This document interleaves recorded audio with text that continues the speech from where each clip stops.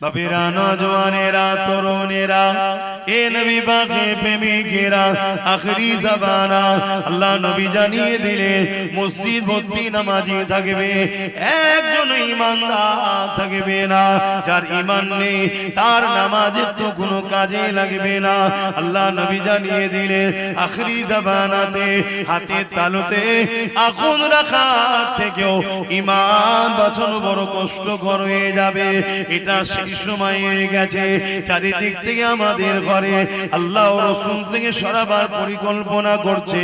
কেউ আমাদেরকে গান দিয়ে ডাকছে, কেউ আমাদেরকে ফাংশন দিয়ে ডাকছে, কেউ আমাদেরকে মেলা দিয়ে ডাকছে, কেউ আমাদেরকে জুয়া দিয়ে ডাকছে, কেউ আমাদেরকে নাচ দিয়ে ডাকছে, কেউ আমাদেরকে শরাবের দোকান খুলে ডাকছে। এই যুবকেরা, তরুণেরা, আবার কেউ আমাদেরকে দাড়ি টুপি কোরআনের মাহফিলের নামে ডেকে নিয়ে গিয়ে আমার রাসূলুল্লাহর আদব মর্যাদাকে খাটো করে দিয়ে আমাদের ঘরে রাসূল থেকে দূরে সরিয়ে দেওয়ার পরিকল্পনা করছে। এরকম একটা কঠিন সময়, এই জন্য আল্লাহ রাসূল বললেন হাতে তালুতে আগুন রাখা থেকেও ঈমান বাঁচানো বড় কষ্টকর হবে। সেটা এই সময় এসে গেছে। তাই বলে দিয়ে যায়, আল্লাহ রাসূলকে মহব্বত করে, আল্লাহ নবীকে প্যার করে, যে নবী আমার সারাটা জীবন তোমার আমার জন্য কেঁদেছে, আজও কাঁদছে। কিয়ামতের এই কঠিন দিনেতে যখন নামন করে জাহান্নাম লম্বা লম্বা শিকাবার করে গুনাহগারদের ধরতে যাবে, ওই সময় জিবরাইল আলাইহিস সালাম ঘোষণা দেবে, আল্লাহর জাহান্নাম উম্মতে মুহাম্মাদির দিকে তেরে তেরে যাচ্ছে। ওই সময়তে আমার আল্লাহ রাসূলের কানে এই আওয়াজটা যখন চলে যাবে, নবী আমার আল্লাহর আরশে আজিমের উপরে মাকামে সম্মানে সিংহাসনে বসে শাফাআতের তাজ পরে বসে থাকবে। এই কথা যখনই রাসূলুল্লাহর কানে যাবে, নবী আমার ওখান থেকে নেবে মাকামে মাহমুদ বলে একটা জায়গা আছে, ওই জায়গাতে সিজদায় পড়ে যাবে, চোখের পানি ফেলে কাঁদতে থাকবে। এত তারিফ প্রশংসা আল্লাহর করবে, ইতিপূর্বে আল্লাহ তারিফ প্রশংসা এত কেউ করতে পারেনি। আমার নবী পাকের তারিফ প্রশংসা শুনে আল্লাহ পাকের জালাল, আল্লাহ পাকের রহমতে দুনিয়ায় জোশ মেরে উঠবে। আমার আল্লাহ বলবে, আমার হাবিব সারা জীবন উম্মত উম্মতি করে কেঁদেছে, আজকে দিনে আপনি আর কাঁদবেন না। আমি আল্লাহ ওয়াদা করেছিলাম, ওয়ালা সাওফা ইউতিকা রাব্বুকা ফাতারদা, যত চিরে আপনাকে এত দিয়া দেব, যতক্ষণ পর্যন্ত আপনি খুশি না হবেন আপনার দোয়া আজকে আমি আল্লাহ কবুল করব। আরো জোরে বলুন সুবহান। আবেরা, নওজওয়ানেরা, তরুণেরা, অথচ আমার রাসূলুল্লাহ আমাদেরকে কত মহব্বত করে, আমাদের দয়া নবী আমাদেরকে কত প্যার করে। সারা জীবনটা নবী আমার আপনার জন্য কেঁদেছে। যখনই নবী পাকের চোখ দিয়ে পানি বেরিয়েছে, ওই কান্নার কারণটা কি?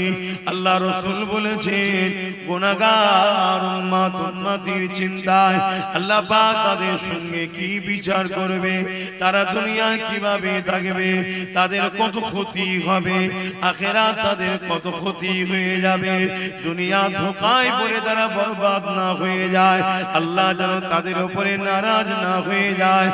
এই বলে বলে নবী আমার সর্বসময় কেঁদেছে।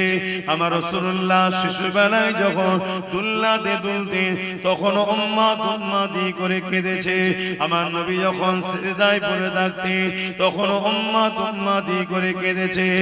এই যুবকেরা, আল্লাহ নবীর জীবনে এমন কোনো দিন যায়নি নবী আমার তোমাকে আমাকে ভুলে গেছে, তোমাকে আমাকে স্মরণ করেনি, তোমার আমার জন্য কাঁদেনি, এমন কোনদিন আমার রাসূলুল্লাহ জীবনে যায়নি।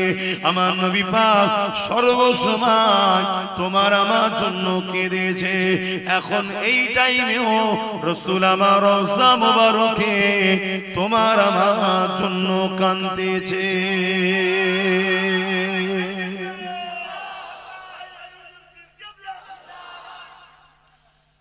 আমরা কি কখনো কাঁদলাম রাসূলের জন্য?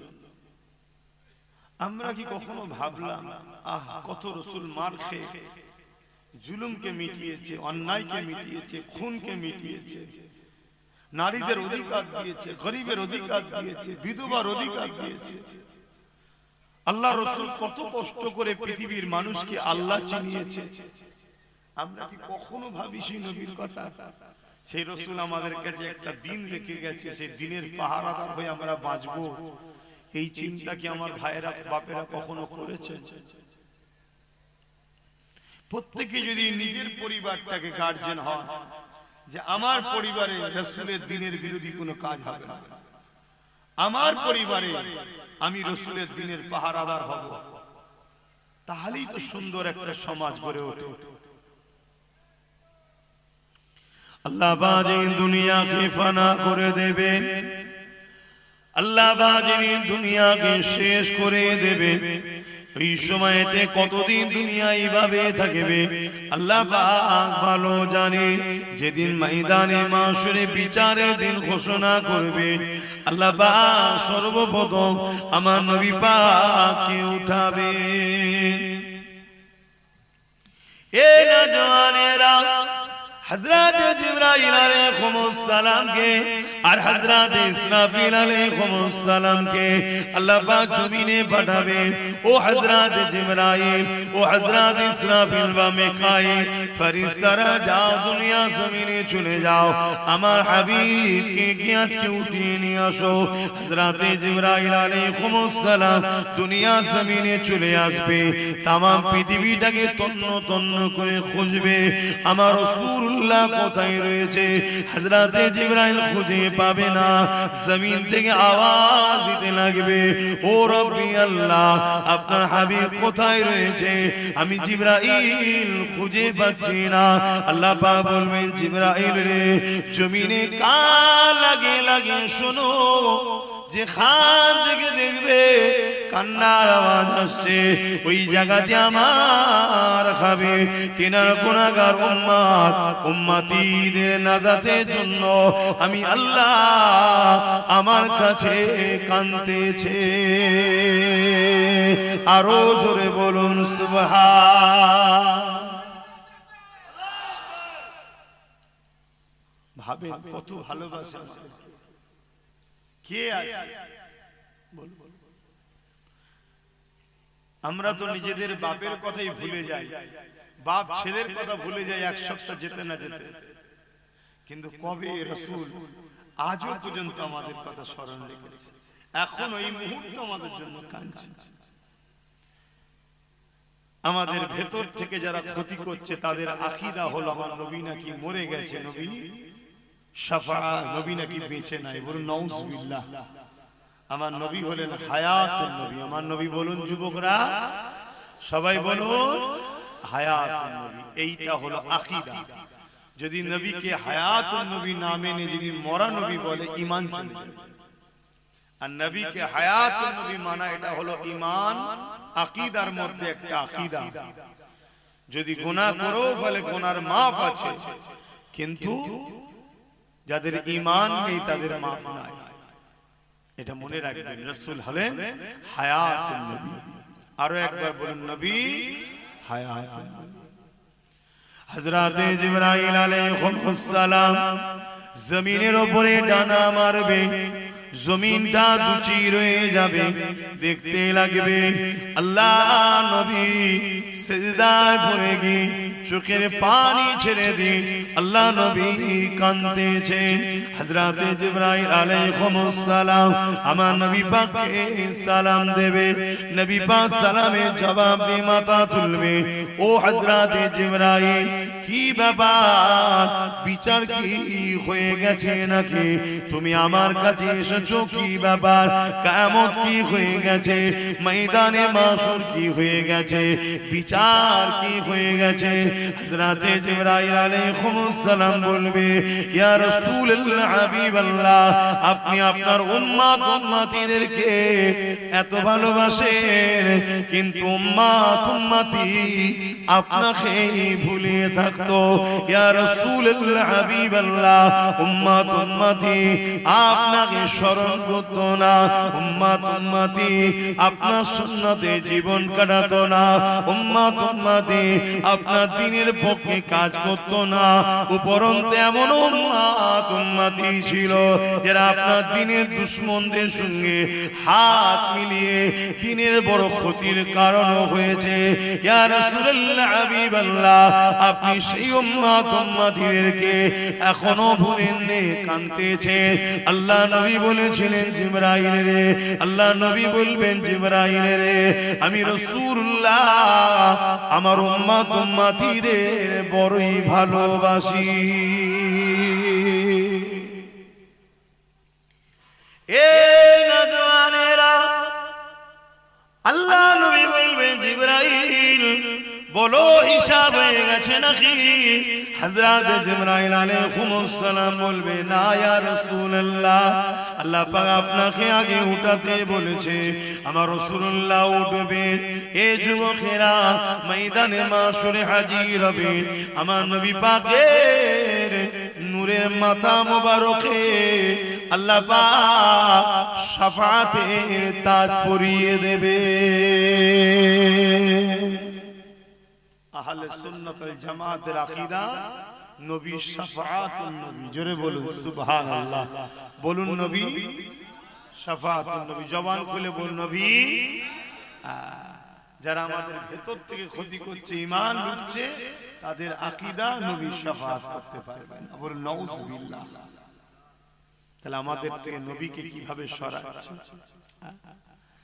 যদি কোনো যুবকের দিলে আকীদা হয় নবী শাফাআত করতে পারবে না, তাহলে তার প্রেম কেন থাকবে নবীর উপরে? আর যখন যুবকের দিলে আকীদা হবে কিয়ামতের কঠিন দিনে আমার বাপ আমার হবে না, মা আমার হবে না, কেউ হবে না, হুজুর আমায় বাঁচাবে, জোরে বলুন সুবহানাল্লাহ, তার মহব্বত বাড়বে না কমবে? তাহলে আমাদেরকে কিভাবে হুজুর থেকে সরাচ্ছে? কেন এই মহব্বত কমাচ্ছে? একটাই কারণ, ঈমান যাতে চলে যায়। আর ঈমান চলে গেলে 1 কোটি মরা মানুষ দ্বারা কোনো উপকার লাগবে? 1 লক্ষ কোটি বেঈমানের দ্বারা কোনো কাজে লাগে না। কথা বুঝে আসছে? আমাদেরকে বেঈমান করতে চাইছে। বাবেরা, নওজওয়ানেরা, তরুণেরা ময়দানে মাশরের কথা বেশি বেশি করে চিন্তা করে। এ নওজওয়ান তরুণেরা, আল্লাহ পাক কোরআনের মধ্যে জানিয়েছেন, ওয়াল তানজুরু নাফসুম মা কদ্দামাত লিগাদ, প্রতিটা নফসের উচিত পরকালে বেশি বেশি করে চিন্তা করা। সাহাবা হুজুররা জিজ্ঞাসা করলে, ইয়া রাসূলুল্লাহ হাবিবাল্লাহ, ময়দানে মাশরটা কেমন হবে?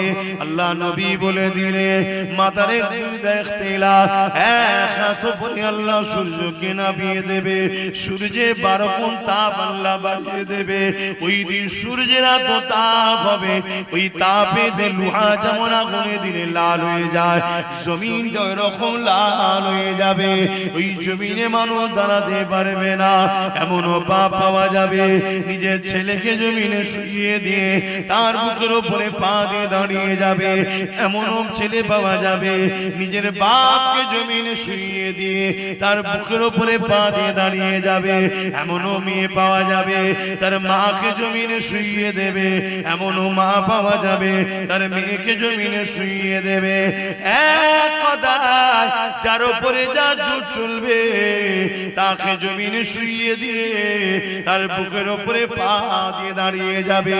কেন? জমিন লোহা যেমন পুরে পুরে লাল হয়ে যায়, এই সূর্যে তাপে জমিন লাল হয়ে গেছে, এই জমিনে মানুষ দাঁড়াতে পারবে না।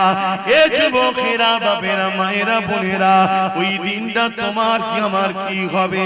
আল্লাহ নবীর এই কথা শুনে সাহাবা হুজুররা কাঁদতে লাগলেন, ইয়া রাসূলুল্লাহ হাবিবাল্লাহ, আমাদের কি হবে উপায়? ভাবো, আমরা এইগুলো বুঝাই কেন? শুধরাই যেতে আমার ভাইরা, হালকা বয়সে ভুল ভ্রান্তি একটু হয়ে যায়, কিন্তু আখিরাত ভুলে গেলে হবে না। মৃত্যু কত তোমার আমার আশপাশের মানুষ সব এসেছিল, এক এক করে সব চলে গেছে।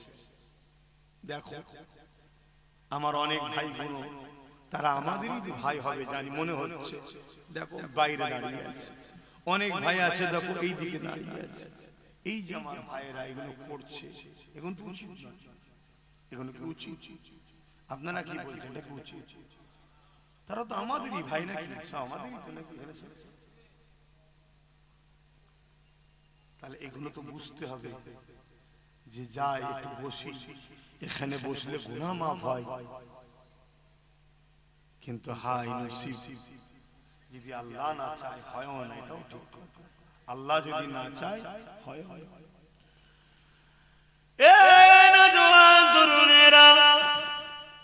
আল্লাহ নবী সাহাবাদেরকে বললেন কিয়ামতের দিন আল্লাহ জিবরাইল আলাইহিস সালামকে বলবে, ও জিবরাইল আমার জাহান্নামকে নিয়ে এসে আমার আরশের বাপাশে বেঁধে দাও। 70,000 জিনজিল দিয়ে জাহান্নামকে বাঁধা হবে, এক একটা জিনজিলে 70,000 করে ফেরেশতা ধরে রাখবে, তথাপিও জাহান্নামকে ধরে রাখতে পারবে না। জাহান্নাম লম্বা লম্বা জিহ্বার করে গুনাহগারদেরকে ধরতে যাবে। এই দিনটা তো কঠিন দিন হবে। এ যুবকেরা এই দিন কতদিন হবে? কানা মিকদারু 50 আলফা সানাতিন, 50,000 বছরের একটা লম্বা দিন আল্লাহ বানাবে। দুনিয়ায় 50,000 বছর যতদিন হয়, একটা দিন অত লম্বা হবে যেদিন আল্লাহ বিচারের দিন করবে। এ যুবকেরা, তরুণীরা, বাবেরা, ওই কঠিন ময়দানে মাসুরে কি হবে? ওদিনে তো বাপ ছেলের হবে না, ছেলে বাপের হবে না, মা মেয়ের হবে না, মেয়ে মায়ের হবে না, স্বামী স্ত্রীর হবে না, স্ত্রী স্বামীর হবে না, কেউ কারো হবে না। ওই দিনেতে শুধুমাত্র আল্লাহ নবী জবান দিয়ে বেরোবে, ইয়া রাব্বি হাবলি উম্মতি উম্মতি। আরো জোরে বলুন সুবহান। কত ভালোবাসে সেই রাসূলের জন্য আমরা কি করলাম বলেন? তার যে কষ্টের মেহনতের ইসলাম রেখে গেল, যে ইসলামকে প্রচার করতে গিয়ে আল্লাহর নবী কত মার খেলেন, কত কষ্ট পেলেন। আজকে সেই ইসলামকে চতুর্দিক দিয়ে মিটাবার প্ল্যান চলছে। আমরা কি করেছি? আমরা ইসলামের কোন কাজে লাগলাম? একটু ভাবতে হবে, একটুখানি চিন্তা করতে হবে, তবেই তো আমাদের মধ্যে পরিবর্তন আসবে। শুধু ওয়াজ হবে, শুনবেন, চলে যাবেন। ওয়াজ শুধু শোনার জিনিস নয়, ওয়াজ তো আবু বকর সিদ্দিকও শুনেছে, আবু জেহেলও শুনেছে। আবু বকর সিদ্দিক হয়েছে, দুনিয়া থেকে জান্নাতের সার্টিফিকেটও পেয়েছে। জোরে বলুন সুবহানাল্লাহ। আর আবু জেহেল ওয়াজ শুনেছে, তারপর আবু জেহেল হয়ে গেছে। আবুল হাকাম থেকে আবু জেহেল হয়েছে। তো ওয়াজ শুধু শোনার জিনিস নয়, ওয়াজ শুনে ভাবতে হবে, ফিকির করতে হবে, চিন্তা করতে হবে, নিজের মধ্যে অনুশোচন তৈরি করতে হবে যে কি কোর জন্য আল্লাহ আমাকে পাঠালেন। বান্দা আমি তোকে দুটো হাত দিলাম, এই হাত দিয়ে তোর কি কাজ তোকে চিন্তা করতে হবে। বান্দা আমি তোকে দুটো পা দিলাম, এই পায়ে কোন রাস্তায় চলবি, কোন রাস্তাতে চলবি না, এটা তোকে ভাবতে হবে। ওরে আমার বাংলা বান্দিরে, আমি আল্লাহ তোদেরকে দুটো চোখ দিলাম, এই চোখ দিয়ে কি দেখবি, কি দেখবি না। বান্দা আমি জবানে কথা দিলাম, আমার দিয়া জবানে কোন কথা বলা যাবে, কোন কথা বলা যাবে না। বান্দারে আমি আল্লাহ পাক তোকে আশরাফুল মখলুকাত বানালাম, তুই মানুষের, তুই সৃষ্টির মধ্যে সর্বশ্রেষ্ঠ সৃষ্টি বানালাম। ওরে আমার বান্দারে, তুই আমার জমিনের উপরে তোর কি কাজ তোকে একবার ভাবতে হবে। এটা বোঝাবার জন্য, এটা জানাবার জন্য কদ জাআকুম মিনাল্লাহি নূরুন ওয়া কিতাবুম মুবিন, আমি দুটো জিনিস আমার পক্ষ থেকে পাঠালাম। একটা হলো 30 পারা প্রকাশ্য কোরআন কিতাব, আর একটা হলো ওই কোরআনকে বুঝাবার জন্য সাহেবে কোরআন মুহাম্মাদুর রাসূলুল্লাহ। আমার নবীর হায় হ্যাঁ বল, আমার নবীর নাই না বল, আমার নবী যা আদেশ করেছে মেনে নে, আমার নবী যা নিষেধ করেছে ছেড়ে দে, তাহলে তোরা কামিয়াবি হয়ে যাবি। এই কঠিন দিনে তাদের কোনো চিন্তা হবে না, কেননা তাদের জন্য রয়েছে আমি আল্লাহ, আমার আরশের ছায়া।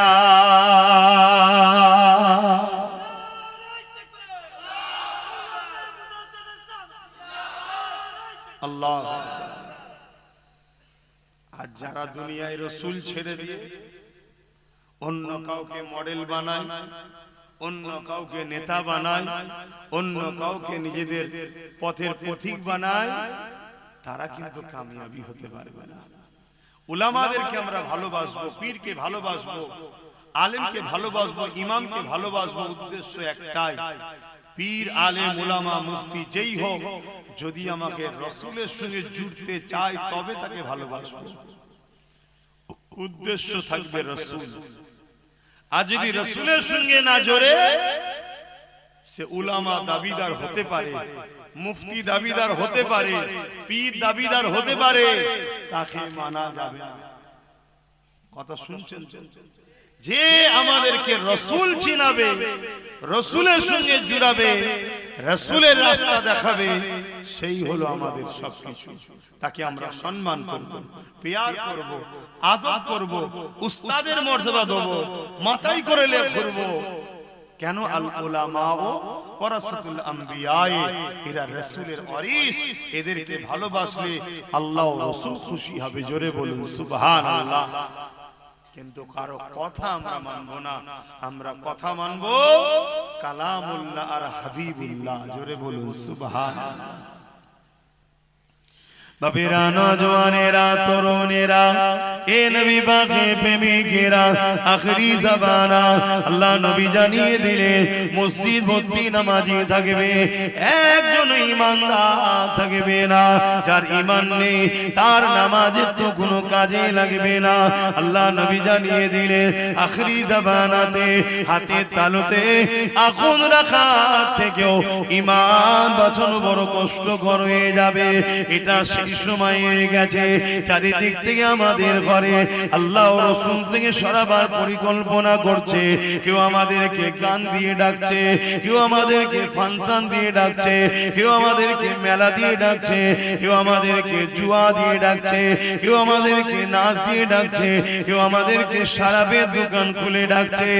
এই যুবকেরা, তরুণেরা, আবার কেউ আমাদেরকে দাড়ি টুপি কোরআনের মাহফিলের নামে ডেকে নিয়ে গিয়ে আমার রাসূলুল্লাহর আদব মর্যাদাকে খাটো করে দিয়ে আমাদের ঘরে রাসূল থেকে দূরে সরিয়ে দেওয়ার পরিকল্পনা করছে।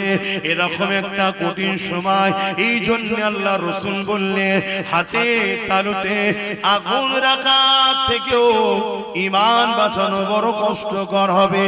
সেটা এই সময় এসে গেছে।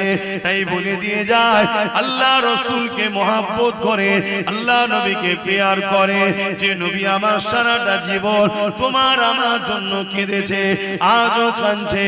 কিয়ামতের এই কঠিন দিনেতে যখন আমন করে জাহান্নাম লম্বা লম্বা শিকাবার করে গুনাহগারদের ধরতে যাবে, ওই সময় জিবরাইল আলাইহিস সালাম ঘোষণা দেবে, আল্লাহর জাহান্নাম উম্মতে মুহাম্মাদির দিকে তেরে তেরে যাচ্ছে। ওই সময়তে আমার আল্লাহ রাসূলের কানে এই আওয়াজটা যখন চলে যাবে, নবী আমার আল্লাহর আরশ আজিমের উপরে মাকামে সম্মানে সিংহাসনে বসে শাফাআতের তাজ পরে বসে থাকবে। এই কথা যখনই রাসূলুল্লাহর কানে যাবে, নবী আমার ওখান থেকে নেবে মাকামে মাহমুদ বলে একটা জায়গা আছে, ওই জায়গাতে সিজদায় পড়ে যাবে, চোখের পানি ফেলে কাঁদতে থাকবে। এত তারিফ প্রশংসা আল্লাহর করবে, ইতিপূর্বে আল্লাহ তারিফ প্রশংসা এত কেউ করতে পারেনি। আমার নবী পাকে তারই প্রশংসা শুনে আল্লাহ পাকের জালাল, আল্লাহ পাকের রহমতে দুনিয়ায় জোশ মেরে উঠবে। আমার আল্লাহ বলবে, আমার হাবিব সারা জীবন উম্মত উম্মতি করে কেঁদেছে, আজকে দিনে আপনি আর কাঁদবেন না। আমি আল্লাহ ওয়াদা করেছিলাম, ওয়ালা সাওফা ইউতিকা রাব্বুকা ফাতারদা, যত চিরে আপনাকে এত দিয়া দেব, যতক্ষণ পর্যন্ত আপনি খুশি না হবেন আপনার দোয়া আজকে আমি আল্লাহ কবুল করব। আরো জোরে বলুন সুবহান। আশা করা যায় আমার নবীকে আল্লাহ এত ভালোবাসে, গুনার পাহাড় দিয়েও যদি কোনো উম্মত ওঠে, আশা করা যায় কিয়ামতের দিন নবীর খাতিরে সে জান্নাত চলে যাবে। বলুন ইনশাআল্লাহ, বলুন ইনশাআল্লাহ। কিন্তু ওই উম্মত গুলোকে দেখে বড় আফসোস লাগে যারা নবীর দিনকে মিটাচ্ছে। আজ আমার উম্মত ভাইরা আছে দিন মিটাচ্ছে, গান শোনা দিন মিটানো নয়, নিজেকে মিটাচ্ছে। কিন্তু গানের আড্ডা তৈরি করা, মুসলমানের ছেলে মেলা দেয়, মুসলমানের ছেলে জুয়ার আড্ডা দেয়, মুসলমানের ছেলে ফাংশনের নেতৃত্ব দেয়, তার মানে কি পাপের আখড়া তৈরি করলো। এটা ইসলামকে মিটানোর সমান পাপ। শুনছো আমার ভাইরা? এই কথাগুলো বলা দরকার আছে না? হতে পারে আমার সেই সকল ভাইদের কানে যেতে যেতে আল্লাহ চাইলে একদিন তাকে হিদায়াত হয়ে যেতে পারে। আর যদি পরিবর্তন হয়ে যে মেলা ফাংশন গান বন্ধ করে দেয়, তাহলে সে ভাইটা তো বেশি যাবে। গুনাহ করে ফেলেছে, আশা করা যাচ্ছে আল্লাহ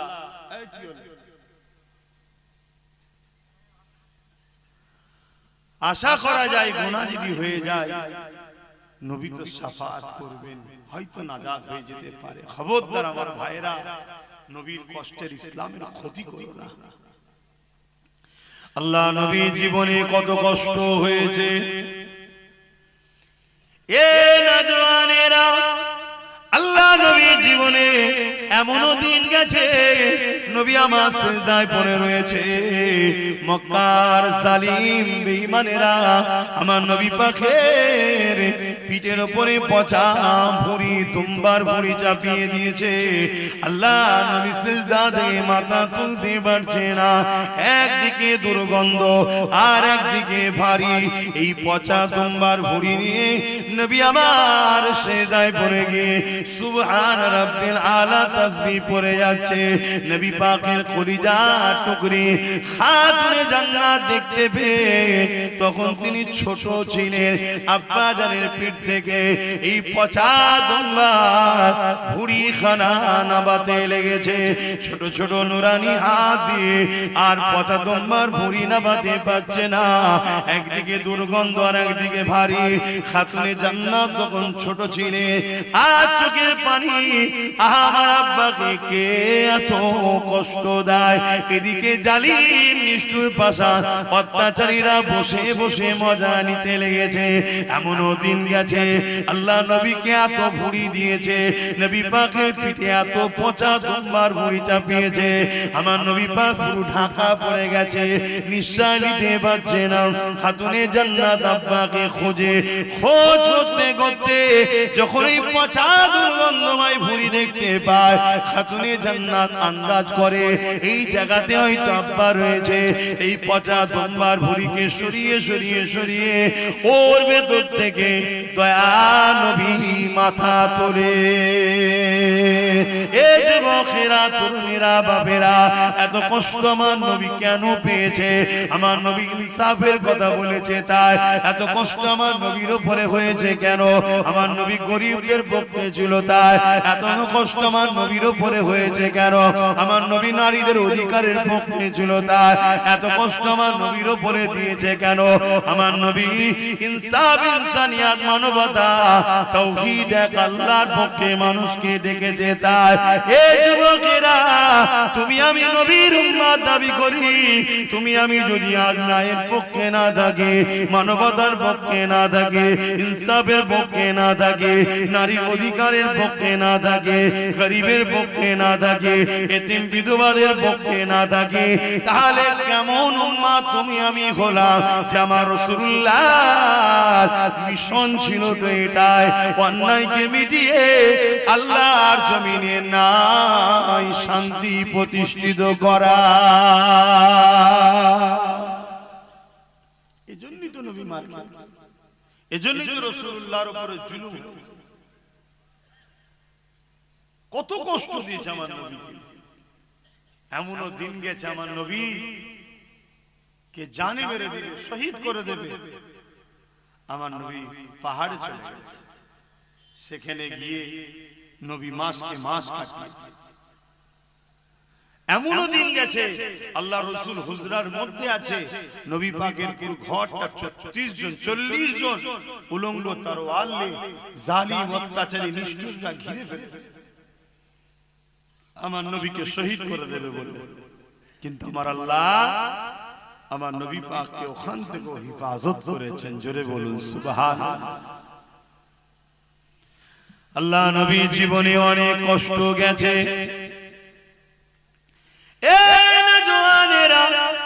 আল্লাহ নবী যখন মক্কার মানুষের কাছে দিনের কথা বলে, মক্কার মানুষ শুনতে চায় না।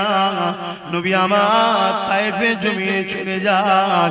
এদিকে মক্কার জালিম নিষ্ঠুর নেতারা তায়েফের মানুষদিগকে জানিয়ে দেয় মক্কা থেকে মুহাম্মদ রাসূলুল্লাহ যাচ্ছে, যিনি তাওহীদের কথা বলে, যিনি গরিবের ইনসাফের কথা বলে, যিনি নারীদের অধিকারের কথা বলে, যিনি মানবতার কথা বলে, যিনি ন্যায়ের কথা বলে, যিনি প্রেম ভালোবাসার কথা বলে। এই তায়েফের সরদারেরা মুহাম্মদ রাসূল যা বলে ঠিকই সত্য কথা বলে, কিন্তু মুহাম্মদ রাসূলের কথা মতো চললে আমরা যে মানুষের উপরে সন্ত্রাসী করে টিকে রয়েছি, মানুষের উপরে আতঙ্ক করে টিকে রয়েছে, মানুষকে ভয় খাইয়ে টিকে রয়েছে, মুহাম্মদ রাসূলের কথা যদি মেনে নেওয়া যায় তাহলে আমাদের অন্যায় অত্যাচারের সাম্রাজ্য মিটে যাবে। এই মুহাম্মদ রাসূলকে তায়েফের জমিনে ঢুকতে দিও না, তাকে বাধা দাও, বাধা দাও। আজকে দিনে তো সেই রাসূলুল্লাহর পক্ষে যারা কথা বলে তাদেরকেও বিভিন্ন মাহফিলে বাধা দেওয়া হয়, তাদেরকেও বিভিন্ন জায়গায় রুকা হয়। কেন রুকা হয়? এরা গেলে মুহাম্মদ রাসূলের কথা বলবে, এরা ইনসাফের কথা বলবে, এরা ইনসানিয়াতের কথা বলবে, এরা মানবতার কথা বলবে। কেন? আল্লাহ কোরআনের মধ্যে জানিয়ে দিয়েছে, এ দুনিয়ার মানুষেরা কুনতুম খায়রা উম্মাতিন উখরিজাত লিন-নাস তা'মুরুনা বিল মারুফ ওয়া তানহাউনা আনিল মুনকার। আল্লাহ আমাদেরকে দুটো কাজ দিয়েছে, অন্যায়কে মিটিয়ে দাও, ন্যায়কে প্রতিষ্ঠিত করো। এই অন্যায় মিটাতে গিয়ে যদি তুমি শহীদ হয়ে যাও, অন্যায়কে মিটাতে গিয়ে জালিমদের হাতে যদি মারা পড়ে যাও, এ যুবকেরা আল্লাহ রাসূল জানালেন তাদের জন্য মরণের আগে, জান বেরোবার আগে আল্লাহর জান্নাতকে দেখিয়ে দেওয়া হয়। আর যদি এই লড়াইয়ে লড়তে গিয়ে, ন্যায়কে প্রতিষ্ঠিত করতে গিয়ে, অন্যায়কে মিটাতে গিয়ে আর যদি এই লড়াইয়ে কেউ গাজী হয়ে যায়, বিজয় হয়ে যায়, আমার আল্লাহ তাকে দুনিয়াতে গাজীর সম্মান দেয় এবং পরকালে পুরস্কার জান্নাতে রেখেছে। আমাদের তো দুটো কাজ আল্লাহ দিয়েছে নাকি? কথা বলে, অন্যায় মিটাও, ন্যায়কে প্রতিষ্ঠিত করে, এটা তো কাজ আমাদের। আমরা সেটা করছি? আমরা তো অন্যায়ের সঙ্গে গা মিলিয়ে চলছি, আমরা তো জুলুম বন্ধ করা ছেড়ে দিয়ে জুলুম করছি। আমাদের অনেকের ধারণা হয়ে গেছে ইসলাম নামাজ, রোজা, দাড়ি, টুপি, হজ, যাকাত, নামাজ পড়লেই হয়ে গেছে, রোজা রেখে নিয়েছি হয়ে গেছে, একবার হজ করলেও মিটে যাবে। এটা ইসলাম শুধু নয়। হ্যাঁ, এটাও ইসলাম, কিন্তু শুধু এটা নয়। সমাজে এতিমের উপরে জুলুম হবে, আপনি এতিমের পাশে দাঁড়াবেন না, আর আপনি বলছেন আমি নামাজ পড়েছি। সমাজে বিধবার উপরে অত্যাচার হবে, আপনি তার পাশে দাঁড়াবেন না, আপনি বলছেন আমি রোজা রেখেছি। মানুষ মসজিদগুলোকে যেভাবে কারুকার্য ভাবে করছে, হ্যাঁ আল্লাহর ঘরকে ভালোবাসেন করুন, কিন্তু অপরদিকে এই সমাজের গরিবদের ঘরে মানুষ দেখে আল্লাহর ঘর কাঁচা হলেও নামাজ হয়ে যাবে, কিন্তু গরিব যদি খেতে না পায় ওই সমাজের প্রত্যেককে কিয়ামত দিন আল্লাহর কাছে জবাব দিতে হবে। কথা শুনছেন তো নাকি? হ্যাঁ, আপনি প্রতিবেশী, আপনার প্রতিবেশীর খোঁজ নিতে হবে না? এটা কি ইসলাম না? কিয়ামতের দিন অনেক লোককে আল্লাহ ধরবে, তুমি কোথায় যেতে চাও? সে বলবে আল্লাহ আমি নামাজ রোজা হজ যাকাত করেছি, আমি জান্নাতে যেতে চাই। আমার আল্লাহ তখন বলবে, আবু দাউদ শরীফের হাদিস, দুনিয়ায় যখন আমি ভুখা ছিলাম, ক্ষুধার্ত ছিলাম, তুমি কি তখন আমায় খেতে দিয়েছিলে? বান্দা তো অবাক হয়ে যাবে কিয়ামতের দিন, আল্লাহ আপনি তো আল্লাহুস সামাদ, কারো মুখাফিক কি নাই, ক্ষুধার্তর তো মুখাফিক কি আপনি নন, তাহলে আপনাকে কেন খেতে দিতে হবে? আমার আল্লাহ বলবেন, তোমার গ্রামে অমুক ঘর, অমুক গরিব, অমুক এতিম, সে তো ক্ষুধার্ত ছিল, সেটা কি আমার নয়? ওকে যদি দিতে আমাকে দেয়া হতো, ওকে দিওনি, আমাকে দিওনি, আমি তোমায় আজ জান্নাত দেব না। আজকে বলুন গরিবদের পাশে কেউ আছে? বলেন, আমার কথা বলেন, গরিবদের কেউ দেখে? এটা কি ইসলাম নয়? আল্লাহ নবী বসে আছেন, এক ইহুদি আসলো, আল্লাহ নবীকে জিজ্ঞাসা করলো, ইয়া রাসূলুল্লাহ, হাবিবাল্লাহ, ইসলামের সবথেকে ভালো কাজ কোনটা? আল্লাহ নবী নামাজের কথা বলেনি, রোজার কথা বলেনি, হজের কথা বলেনি, দাড়ি টুপির কথা বলেনি, জুব্বা পাগড়ির কথা বলেনি, মসজিদ মাদ্রাসা বানানোর কথা বলেনি। আল্লাহ নবী বলেছিলেন ইসলামে সব থেকে ভালো কাজ হলো ক্ষুধার্ত মানুষকে খানা খাওয়ানো।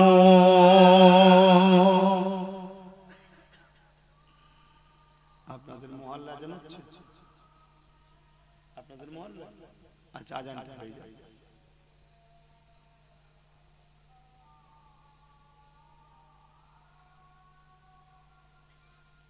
খুব ঠান্ডা এই এলাকাটা, হ্যাঁ আমি ভাবতেই পারছি, আমি ঠান্ডায় খুব নিজে জড়ো হয়ে গেছি।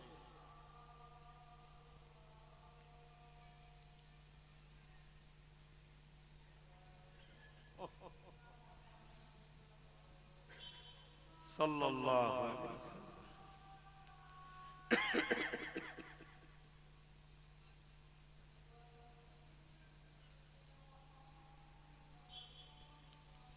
সাল্লাল্লাহু আলাইহি ওয়াসাল্লাম। কুররাত আইনা বিকা রাসূলুল্লাহ।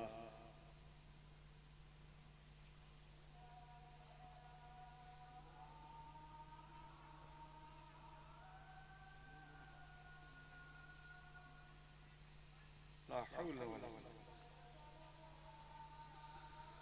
لا حول ولا قوة.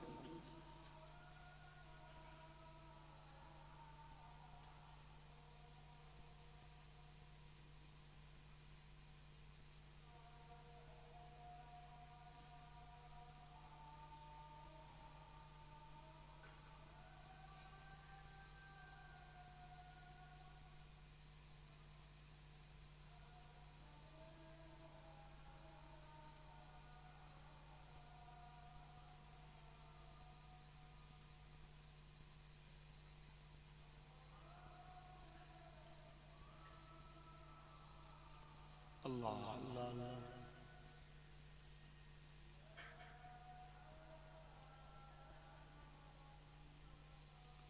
اللهم رب عاجل آت محمد السيلة الفضيلة محمد إنك لا لا إله درود الشريف اللهم صل على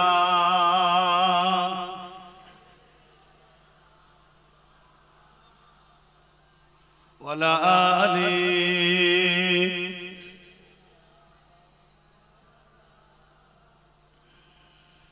मेरी उल्फत मदीने से यूं ही नहीं, मेरे आका का रोज़ा मदीने में है। मैं मदीने की जानिब न कैसे खींचूं, मैं मदीने की जानिब न कैसे खींचूं, मेरा दीनो दुनिया मदीने में है। मेरी उल्फत मदीने से यूं ही नहीं, मेरे आका का रोज़ा मदीने में है। अर्ज़ अजीब से बढ़ के जिसका बड़ी शान है, रोज़ाए मुस्तफ़ा जिसकी पहचान है। रोज़ाए मुस्तफ़ा जिसकी पहचान है, जिसका हम पल्ला कोई मुअल्ला नहीं, जिसका हम पल्ला कोई मुअल्ला नहीं। एक ऐसे मुहल्ला मदीने में है। मेरी उल्फत मदीने से यूं ही नहीं, मेरे आका का रोज़ा मदीने में है। अल्लाहुम्मा सल्ली अला।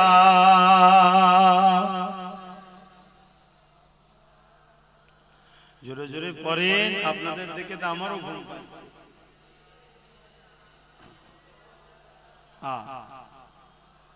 হ্যাঁ ভাই, আমরা তো বলতে এসেছি ঠিকই, আপনাদের ঘরেও বলিয়ে নিতে হয়। আমরা বলতে এসেছি ঠিকই, কিন্তু আপনাদের ঘরেও বলিয়ে নিবার সহযোগিতা করতে হয়। এত যদি ঝিমিয়ে যান তাহলে আমাদেরও তো অবস্থা খারাপ হয়ে যাবে। তাহলে ইসলাম সব থেকে ভালো কাজ হলো ক্ষুধার্ত মানুষকে খানা খাওয়ানো। জোরে বলুন সুবহানাল্লাহ। আল্লাহ নবী বলছেন, কেউ যদি এতিমের মাথায় হাত বোলায়, সেজন্য আমি রাসূলুল্লাহ আমার মাথায় হাত বোলালো। জোরে বলুন সুবহানাল্লাহ। কেউ যদি এতিমের পরনের কাপড় দেয়, সেজন্য আমি রাসূলুল্লাহ আমাকে কাপড় দিল। কেউ যদি এতিমের পিপাসা মিটায়, আমি রাসূল তার ময়দানে মাশরে আবে কাউসারের পানি দিয়ে পিপাসা মিটাবো। জোরে বলুন সুবহানাল্লাহ। আর আজকে এতিমদের অবস্থা কি? এই কঠিন ঠান্ডায় রাস্তাঘাটে ফুটপাতে দেখা যায় না, হাজার হাজার বাচ্চা এতিমরা কত কষ্টে কাটাচ্ছে তারা। আজ আমাদের আছে, আমরা জড়িয়ে একটু গরম হয়ে যাচ্ছে, কিন্তু গরিব এতিমদের কি হয় এগুলো ভাবতে হবে। এটাই দরদ, মানুষের উপর দয়া মায়া থাকা দরকার। আল্লাহ পাকের এক বান্দি ছিলেন, যে সমাজে নোংরা কাজ করে বেড়াতো মেয়েটা, কিন্তু একদিন পাপ কাজ করে ফিরছে, আর দেখছি একটা কুকুর একটা কুয়া, দেখবেন কুয়ার উপরটা ঘিরা থাকে যাতে কেউ না পড়ে যায়, ওর উপরে উঠছে আর নামছে। পানি তো পান করতে পারছে না, পিপাসা লেগেছে। আল্লাহর এই বান্দিটা দেখে মনে দয়া হয়েছে, যে বান্দি কত পাপ রাস্তায় ছিল, তাকে পানি পান করিয়েছে। কুকুরটাকে দু কদম যেতে না যেতে গায়েবী আওয়াজ এসছে, তুমি এমন একটা ভালো কাজ করলে, তুমি এই মুহূর্তে তওবা করো, আমি তোমার গুনাহ মাফ করে দিতে চাই। জোরে বলুন সুবহানাল্লাহ। সে তওবা করেছে, আল্লাহ তাকে মাফ করে দিয়েছে। তাহলে বলো, আমাদের জীবনে ভুল হতে পারে। একটা অবলা পশুকে যদি ভালোবাসলে আল্লাহ তার মাগফিরাত দেয়। আমরা আল্লাহ শ্রেষ্ঠ মখলুক মানুষ, সে অন্য ধর্মেরও হতে পারে, হিন্দু হতে পারে, খ্রিস্টান, মতু, আদিবাসী হতে পারে, গরিব যদি হয়। আর আমার কওমের ভাইদের মধ্যেও তো প্রচুর গরিব আছে, তার পাশে যদি দাঁড়ায়, আল্লাহ কি আমাদের উপর দয়া করবে না? দয়া করবে। আল্লাহ নবীর ঘরে শিক্ষা কেমন ছিলেন দেখে। হযরতে খাতুনে জান্নাত তিনি এমন করে হযরত ইমামে হাসান হুসাইন দুই ভাই অসুস্থ হয়েছে, তাই তিনাদের সুস্থতার জন্য খাতুনে জান্নাত নিয়ত করলেন, মান্নত করলেন, ও রব্বি আল্লাহ, আমার বাচ্চা দুটো সুস্থ হয়ে গেলে আমি আপনার খুশির জন্য তিনটে রোজা রাখার মান্নত করলাম, নিয়ত করলাম। আল্লাহ পাকের দয়াতে ইমামে হাসান হুসাইন পাক দুই ভাই সুস্থ হয়ে গেলে, তখন ছোট ছোট তিনারা ছিলেন। এই সুস্থ হয়ে যাওয়ার দরুন হযরতে খাতুনে জান্নাত মাওলা আলী শেরে খোদার সঙ্গে আলোচনা করলে, আমার প্রাণের স্বামী, আমি আল্লাহ পাকের কাছে এই বলে মান্নত করেছিলাম, হাসান হোসেন সুস্থ হয়ে গেলে আমি তিনটে রোজা রাখবো। আল্লাহ পাক সুস্থ করে দিয়েছে, তাই আমি রোজা রাখার ইচ্ছা প্রকাশ করছি। হযরতে মাওলা আলী বলেছিলেন, এ খাতুনে জান্নাত, আপনি একা কেন রাখবেন, আমিও আপনার সঙ্গে রোজা রাখবো। হযরতে মাওলা আলী রোজা রাখলে, খাতুনে জান্নাত রাখলে, হযরত ইমামে হাসান হোসেন তিনারাও উঠে পড়লেন, তিনারাও বলতে লাগলে, আম্মা জান, আমরাও সেহরি খাবো, রোজা রাখবো।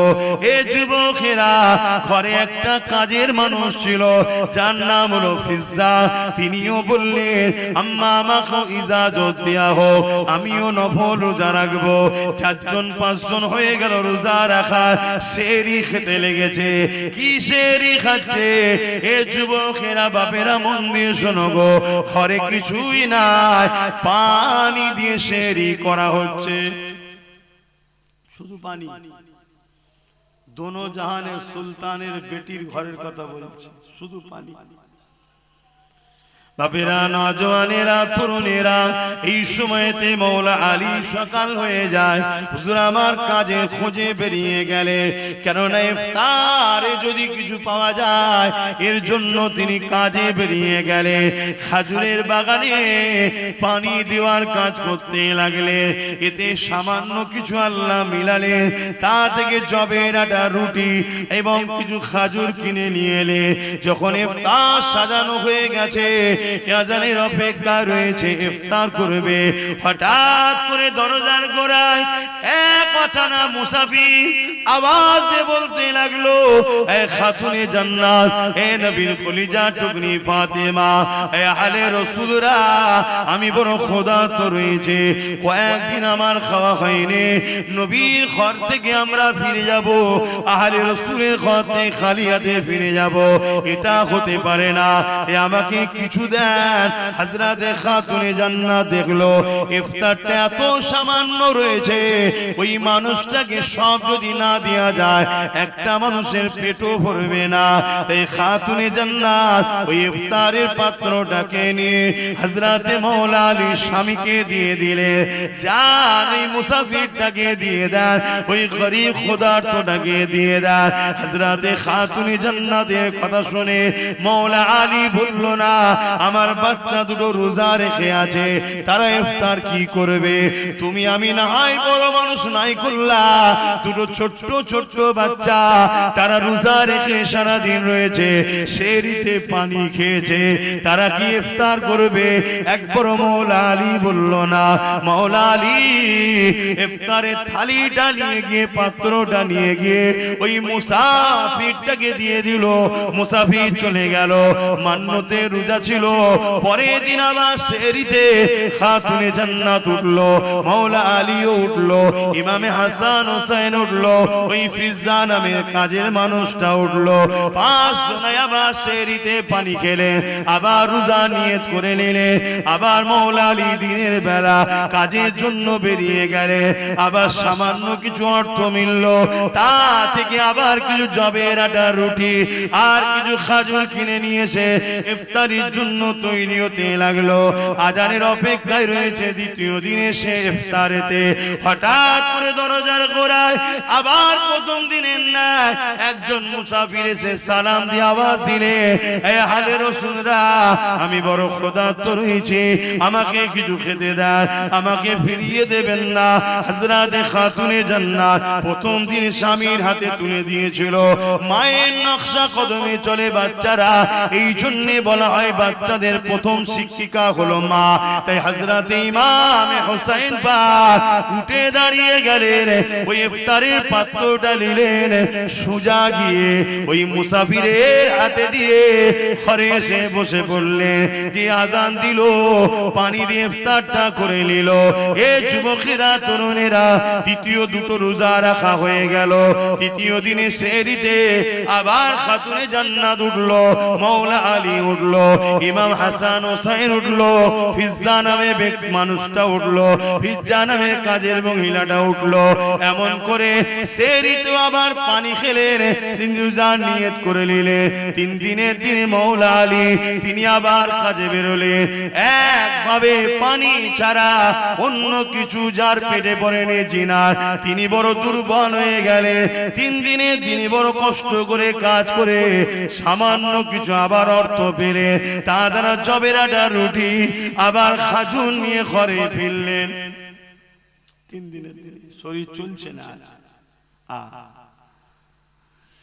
আমার নওজওয়ানেরা, নিজের দিকে তাকাও আর নবীর বংশের দিকে তাকাও। খানদানে রাসূল, আওলাদে রাসূল, নবীর কলিজা টুকরি খাতুনে জান্নাতের দিকে দেখো, ইমাম হাসান হোসেনের দিকে দেখো, মাওলা আলীর দিকে দেখো। পুরো কায়নাত জান্নাতের জন্য তৈরি হয়েছে, সেই ইমাম হাসান হোসেনের দিকে দেখো।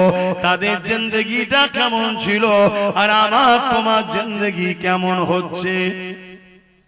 এত আল্লাহ শান্তি দিয়েছে, তাও আমরা ইসলাম থেকে দূরে সরে যাচ্ছি। আল্লাহ ছাড় দিয়েছে, ছেড়ে দেয়নি, আমাদেরকে ধরবে। এ নওজওয়ানেরা, 3 দিনের দিনও আগে 2 দিনের মতো যখন ইফতার রেডি হয়ে গেছে, এক মুসাফির অচেনা এসে আওয়াজ দিতে লাগলেন, এ আহলে রাসূলরা, বড় ক্ষুধার্ত রয়েছি, কিছু দেন, ফিরিয়ে দেবেন না। প্রথম দিনে খাতুনে জান্নাত মাওলা আলীর হাতে দিয়ে পাঠিয়েছিল। দ্বিতীয় দিনে ইমাম হোসেন হাসান পাক নিজে আগিয়ে চলে গেছে।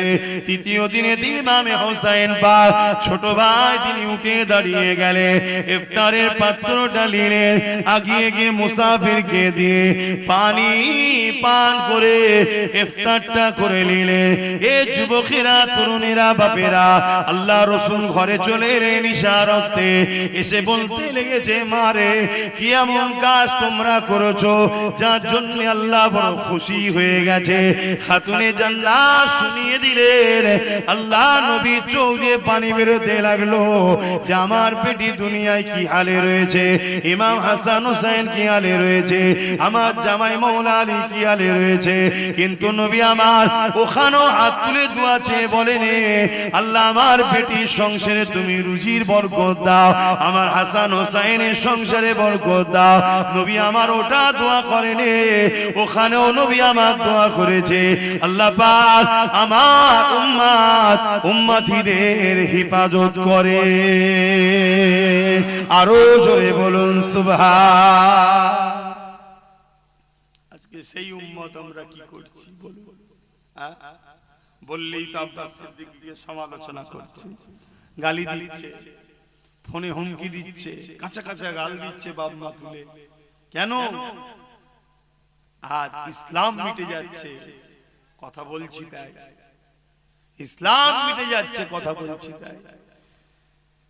ভাবুন, আল্লাহ কিন্তু ছাড়বে না। কত কষ্ট করে তারা এই দিনের জন্য সব কিছু কুরবান করেছে। আর আজকে আমরা আরাম আয়েশের জিন্দেগি কাটিয়ে ইসলামকে ক্ষতি নিজেরাই করছি। আল্লাহ ছেড়ে দেবে না, এখনো সময় আছে, তওবা করেন, পরিবর্তন হন, ভাবেন গরিবকে কিভাবে ভালোবাসতে হয়। দেখুন, আরো 1 তারিখের কথা, আম্মা জান, অসুবিধা হচ্ছে না তো ভাই? আপনাদের অসুবিধা হচ্ছে না তো? কেন আমার পরে তারপরে নামাজ হবে বললো।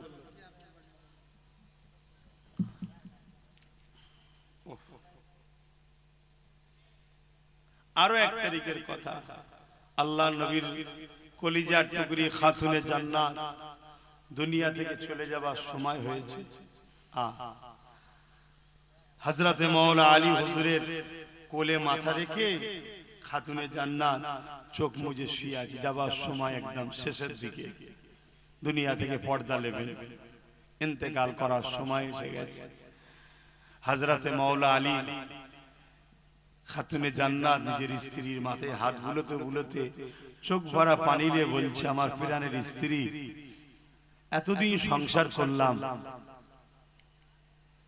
কোনদিন একটা বার আপনি আমাকে কোন জিনিস আমাকে মুখ ফুটে চাননি আমার কাছে, শুনছেন? কোনদিন একটা জিনিস আমার কাছে চাননি। হযরতে খাতুনে জান্নাত চোখ খুললেন, মুচকি হাসলেন, হেসে বলছেন, আমি সাক্ষী দিচ্ছি আমি আপনার উপরে রাজি খুশি আছি। জোরে বলুন সুবহানাল্লাহ। পৃথিবীতে তো ওই স্বামীটাই, ওই পুরুষটাই তো শ্রেষ্ঠ যাকে তার স্ত্রী বলবে আপনার উপরে আমি খুশি, আপনি ভালো। কথা বুঝে আসছে? তা আপনি কেন চিন্তা করছেন? আমি আপনার উপরে রাজি আছি, কিন্তু মাওলা আলী শেরে খোদা বলছে, আমার দিল চাইছে একটা তো কিছু বলো, কিছু তো একটা চাও যেটা আমি তোমার জন্য এনে দেব। কখনো তো কিছু চাইলে না। হযরতে খাতুনে জান্নাত বলে, যখন আপনি এতই করে বলছেন, জান একটা আপেল কিনে নিয়ে আসেন, একটা সেফ নিয়ে আসেন, আমি এটা আপনার কাছে চাইলাম জান। দোনো জাহানের সুলতানের বেটি হযরতে মাওলা আলী কোল থেকে বড় আদর করে স্ত্রীর মাথাটা তাকিয়া বালিশের উপরে রেখে দিয়ে খাতুনে জান্নাতের জন্য ছুটতে লেগেছে। হযরতে আলী চোখে পানি, এ পানি বড় আনন্দের পানি। আজ আমার কাছে ফাতেমা কিছু চেয়েছে, তাই বাজারে গেছে, এত অল্প পয়সা ছিল, একটা পিসি শুধু আপেল হয়েছে, ওই আপেলটা কিনে নিয়ে ঘরে ফিরে আসছে। রাস্তায় একটা ক্ষুধার্ত ব্যক্তি মুসাফির হাত দিয়েছে, এ হযরতে আলী, এ নবীর জামাতা, এ আলে রাসূল, আমি বড় ক্ষুধার্ত, তোমার হাতের আপেলটা আমাকে দাও, আমার বড় খিদা লেগেছে, আমাকে ওটা দাও। হযরতে আলী চিন্তা করতে লেগেছে, জীবনে প্রথমবার আমার স্ত্রী ফাতেমা আমার কাছে একটা আপেল খেতে চাইলো, আর আমি ওইটা কিনে নিয়ে যাচ্ছি। এত সামান্য পয়সা দ্বিতীয় কিনারও নাই, যদি মুসাফিরটাকে দিয়ে দিই, এই গরীব ক্ষুধার্তটাকে দিয়ে দিই, আমার স্ত্রী জীবনে চাইনে, চলে যাবার সময় তিনার নজদিকে এসেছে। আরে আমি কি করি, নিজের মধ্যে তোরপার হতে হতে ওই আপেলটা হযরতে মাওলা আলী ওই গরীবটার হাতে দিয়ে দিলে। কি তাদের প্রেম ছিল গরীবদের উপরে, দেখো, দিয়ে মন মরা করে আর ঘরে ঢুকছে। হযরতে খাতুনে জান্নাত মুচকি হেসে বলছেন, হ্যাঁ আমার প্রাণের স্বামী, আপনি আমাকে আপেল খাওয়ালে আমি জানা খুশি হতাম, তার থেকে বেশি ওই গরীবকে আপেল দিয়াতে আল্লাহ খুশি হয়েছে। জোরে বলুন সুবহানাল্লাহ, আরো জোরে বলুন সুবহানাল্লাহ। ভাই, ওলিরা যদি দূরের খবর দেখতে পাই, নবীর বেটি দেখতে পাই না, কি গো, আল্লাহ তাদেরকে সব দেখার ক্ষমতা দিয়েছে। তাহলে বলুন গরীবকে কিভাবে ভালোবাসতেন তিনারা। আর আজকে আমরা নিজের প্রতিবেশী, নিজের আত্মীয়র মধ্যে গরীবের উপরে আমাদের আজকাল গুরুত্ব নাই। গরীবের উপরে সবাই জুলুম করছে। গরীবকে প্যার করো, গরীবকে ভালোবাসো, গরীবকে সাথ দাও, আল্লাহ খুশি হবে।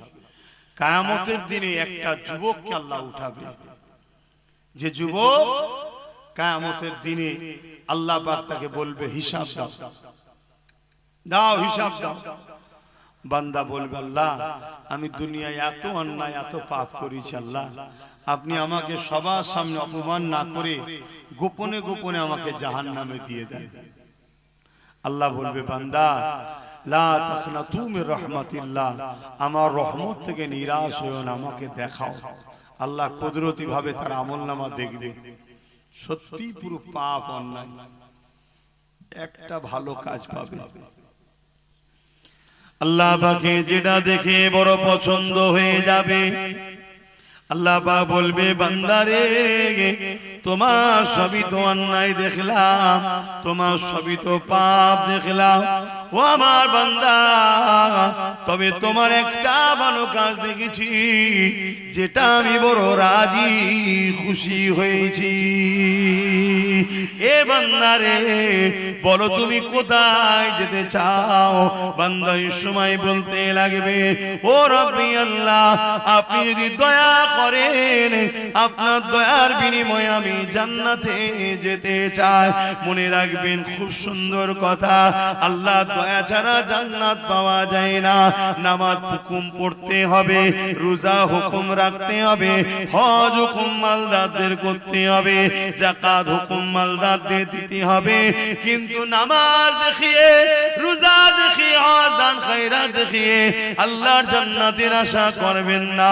কেননা আমাকে যে আল্লাহ এই যে জমিনের উপরে খাওয়াচ্ছে, জমিনের উপরে বাঁচিয়ে রেখেছে, এই যে নিঃশ্বাস টানছি ছাড়ছি, এর ঋণ কখনো শোধ করতে পারবেন না। কিয়ামতের দিনে একটা বান্দাকে আল্লাহ উঠিয়ে জিজ্ঞাসা করবে, বান্দারে বলো তুমি কোথায় যেতে চাও? ওই বান্দাকে আল্লাহ 500 বছর হায়াত দিয়েছিল দুনিয়ার জমিনে, ওই বান্দা বলতে লাগবে, ও রব্বি আল্লাহ 480 বছরের বেশি ধরে দুনিয়ার জমিনে জ্ঞান বিবেক হওয়ার পর থেকে আপনাকে সিজদা দিয়ে দিয়ে পেট পিঠ পেমন করে কোমরকে ধনুক বানিয়ে দিয়েছি, এবং রোজা রেখে রেখে পেট পিঠকে সমান করে দিয়েছে। ও রব্বি আল্লাহ, জঙ্গলে পাহাড়ে গিয়ে নোনা পানির এলাকাতে ওই জায়গায় গিয়ে আমি আপনার ইবাদত করেছি 480 বছরের বেশি। আজকে দিনে আল্লাহ আপনার কাছে আমি জান্নাত যেতে চাই, জান্নাতে যাব। আল্লাহ পাক ওই সময় বলবে, ওরে আমার ফেরেশতারে, এই বান্দাকে আমার জাহান্নামটা একটু দেখিয়ে নিয়ে আসো। 500 বছর হায়াত, 480 বছর পিলাসে ইবাদত করেছে আল্লাহ, সেজদা দিয়ে দিয়ে নিজের পিঠকে ধনুকের ন্যায় করে ফেলেছে, রোজা রেখে রেখে পেট পিঠ সমান করে ফেলেছে, এত আল্লাহর ইবাদত বান্দেগি করেছে। লোকালয় ছেড়ে গিয়ে পাহাড় জঙ্গলে ছিল। সেই বান্দাকে আল্লাহ ফেরেশতা বলবে, আল্লাহ বলবে, ফেরেশতা একে তোমার জাহান্নাম ঘুরিয়ে নিয়ে আসো, দেখিয়ে নিয়ে আসো। এ নওজওয়ানেরা, আল্লাহর ফেরেশতারা তাকে নিয়ে যাবে। যেতে যেতে পথের মধ্যে এক জায়গাতে এমন সময় পিপাসা লেগে যাবে, কেননা জাহান্নামে তাপ আসতে লেগেছে, পিপাসা লেগে যাবে, এত পিপাসা লেগে যাবে। ওই সময় ফেরেশতাদেরকে ওই বান্দা বলতে লাগবে, ও আল্লাহ পাকে ফেরেশতারে, আমাকে বড় পিপাসা লেগেছে, আমাকে পানি পান করো। ওই সময় ফেরেশতারা বলবে, তোমরা দুনিয়ার বান্দা ছিলে, এখন পরকালে এসেছো, কোন জিনিস কি বিনিময় ছাড়া হয়? তোমাকে যে আমি পানি দেবো, এর বিনিময়ে তুমি কি দেবে? তোমার তো কিছুই নাই। ওই সময় ফেরেশতারাই স্মরণ করিয়ে দেবে, হ্যাঁ তোমার অনেক নেক আমল রয়েছে, যদি এই আমলগুলো আমাকে দিয়ে দাও, তাহলে তোমাকে আমি পানি পান করাবো। ভাইরা মন দিয়ে শোনেন, বাপেরা মন দিয়ে শোনে, মা বোনেরা মন দিয়ে শোনে, দুনিয়ার হাওয়া গায়ে লাগছে, আখিরাত কত কঠিন জায়গা বুঝতে পারছি না, কবর কত কঠিন জায়গা বুঝতে পারছি না। এই সময় তুই বান্দা এত পিপাসা লাগবে, সে বেখিয়াল হয়ে যাবে, সমস্ত আমলকে দিয়ে দিয়ে এক পাত্র গিলাস পানি পান করার পরে তার মধ্যে তৃপ্তি হবে। ওই সময় আওয়াজ দেবেন, আল্লাহ আমার ফেরেশতারে, ওই বান্দাকে নিয়ে চলে আসো, যে জায়গাতে পানির পিপাসা লেগেছে ওখান ওখান থেকে জাহান্নাম আরো হাজার হাজার বছরের রাস্তা এখনো রয়েছে। ভাইরা আমার, এই পিপাসা এত দূর থেকে জাহান্নামের তাপে লাগবে। সমস্ত আমলের বিনিময়ে এক গিলাস পানি সে খরিদ করে ওই পানি পান করবে। আল্লাহ দরবারে ফিরিয়ে নিয়ে আসা হবে। আল্লাহ পাক আবার জিজ্ঞাসা করবে, ওরে আমার বান্দা তুমি কোথায় যেতে চাও? বান্দা আবার বলবে, আল্লাহ 480 বছরের উপরে আপনার ইবাদত বندگی করেছে, আপনি আমাকে 500 বছর হায়াত দিয়েছেন। জ্ঞান বিবেক বুদ্ধি যখনই হয়েছে সিজদায় পড়ে পড়ে পড়ে পড়ে পিঠকে ধনু বানিয়ে দিয়েছি। রোজা রেখে রেখে আমি এমন করে পিঠকে সমান করে দিয়েছে। আল্লাহ পাক এই আমলের বিনিময়ে আমি জান্নাতে যেতে চাই। আমার আল্লাহ বলবে, বান্দারে তোমার আমল তো এখন আর নেই, এক গিলাস পানির বিনিময়ে তোমার আমল তো তুমি ফেরেশতাদের দিয়ে দিয়েছো। বান্দা মাথা হেঁট হয়ে যাবে।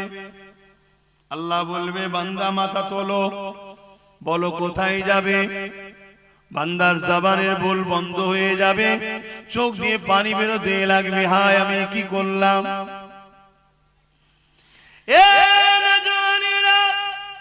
আল্লাহ পাক ওই সময় বান্দাকে বলবে, ওরে আমার বান্দারে লজ্জিত হোস না, তুই দুনিয়ায় সত্যি কোনো খারাপ কাজ করিস না, কোনো পাপ কাজ করিস না, কোনো অন্যায় কাজ করিস না।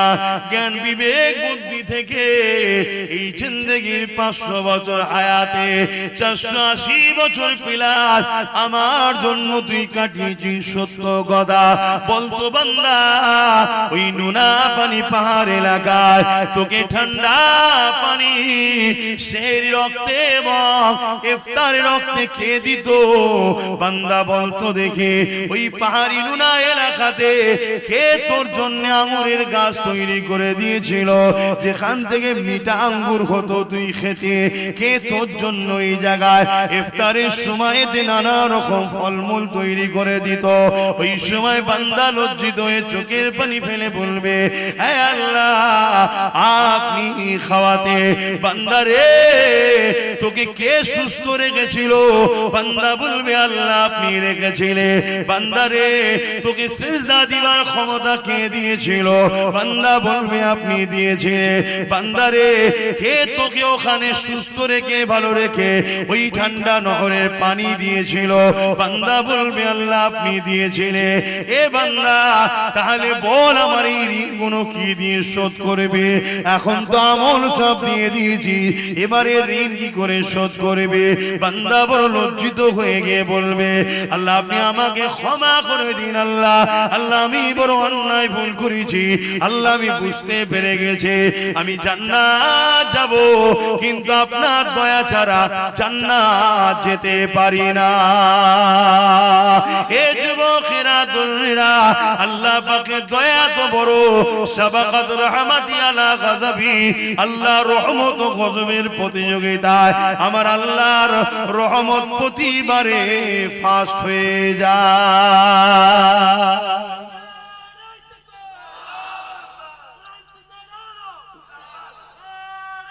আল্লাহ ভাই জানি না কেন ওয়াজ করতে আসে কষ্ট হচ্ছে, ঘুম ঘুম লাগছে, কথা বুঝে আসছে। তারপরেও আল্লাহ যতটুকু বলাচ্ছে আপনাদের অসুবিধা হচ্ছে না তো? খুব কষ্ট লাগছে কথা বলতে। যাই হোক ভাই, তাহলে ভাবুন আল্লাহ রহমত ছাড়া নাজাত পাওয়া যাবে না। আর সূরা আম্বিয়ার মধ্যে আল্লাহ বলছেন, ওমা আরসালনাকা ইল্লা রাহমাতাল লিল আলামিন, আমার নবীকে আল্লাহ আল্লাহর রহমত দয়া করেছে। জোরে বলুন সুবহানাল্লাহ। তো ভাই সেই আল্লাহর উপরে মহব্বত, নবীর উপরে মহব্বত, আল্লাহর সৃষ্টিকে ভালোবাসুন, তবে আল্লাহর রহমত পাবেন। যে কথা বলছিলাম, ওই যুবকটা ওই বান্দাকেও আল্লাহ সেদিন নাজাত দেবে। জোরে বলুন সুবহানাল্লাহ। তো যে কথা বলছিলাম, ওই যুবকটাকে আল্লাহ পাক বলবে, বান্দা যা, আমি তোকে আমার রহমতের বিনিময়ে জান্নাত দিলাম। জোরে বলুন সুবহানাল্লাহ। কাশ ওই যুবক যদি আমি হই, কত সুন্দর হবে। কি হবে আল্লাহ জানে। এত পাপ থাকার পরও আল্লাহ তাকে নাজাত দিচ্ছে। কেন? তার একটা কাজ আল্লাহর বড় পছন্দ হয়েছে। কি কাজ ছিল? প্রচন্ড গরমের সময় এক পশু রোদে বাঁধা ছিল, তাকে ছায়ায় বেঁধে পানি পান করিয়েছিল। আল্লাহ দেখে বড় ভালো লেগেছে। জোরে বলুন সুবহানাল্লাহ। তুই আমার সৃষ্টির উপরে দয়া করেছিস যখন আমার সৃষ্টি বিপদে ছিল, আজ আমি আল্লাহ তোর উপরে দয়া করব, এখন তুই বিপদে আছিস। জোরে বলুন সুবহানাল্লাহ। আজ যদি আমরা আল্লাহর শ্রেষ্ঠ সৃষ্টি মানুষকে যদি বিপদ মুক্ত করি, মানুষের উপরে জুলুম হচ্ছে যদি জুলুম থেকে মুক্ত করি, মানুষের উপরে মিথ্যা মামলা হচ্ছে তার হাত থেকে মানুষকে যদি বাঁচায়, মানুষ নেশায় আসক্ত হয়ে ধ্বংসের দিকে যাচ্ছে তার হাত থেকে যদি আমরা মানুষকে বাঁচাই, মানুষকে যদি খুন রেপ অশান্তির হাত থেকে মানুষকে যদি বাঁচায়, বা ক্ষুধার্ত মানুষের মুখে যদি খাবার তোলার ব্যবস্থা করি, এর থেকে মহান পুণ্যের কাজ আর কি হতে পারে? কথা বুঝছেন তো নাকি? অতএব এই কাজ অনেক নেকির কাজ, পুণ্যের কাজ। এই কাজ আপনারা করুন। মনে রাখবেন, একদিকে যেমন আল্লাহর সৃষ্টিকে বাঁচানো, আল্লাহ সৃষ্টির উপরে দয়া দেখানো, আল্লাহ আপনার উপরে দয়া দেখাবে, অপর দিকে আল্লাহর পেয়ারা নবী নূর নবীর মেহনতের কষ্টের ইসলাম আজ জালিমদের কাছে বড় খাতরা, বড় জালিমদের আঘাতের শিকার হচ্ছে। যেমন আমার দেশের কেন্দ্র সরকার ওয়াকফ কালা কানুন তৈরি করে আমার ইসলামকে মিটাতে চাইছে, নিশ্চয়ই আমরা এ বিষয়ে খবর রাখি না? এটা আওয়াজ দিয়ে বলুন। আজকে 2025 এখনো চলছে। এবছরে একটা আইন তৈরি করেছে ওয়াকফ কালা কানুন, সংবিধান বিরোধী, ইসলাম বিরোধী। এই আইনকে মানি না শুধু বললে হবে না, এই আইনকে বন্ধ করিয়ে মসজিদ মাদ্রাসা ইসলামের সম্পদকে বাঁচাবার জন্য জান মাল উৎসর্গ যদি আমরা করতে পারি, এর বিনিময়ে হাসতে হাসতে আল্লাহর নাজাত জান্নাত পাওয়া যাবে। জোরে বলুন সুবহানাল্লাহ। আরে মরণ তো একদিন হবে।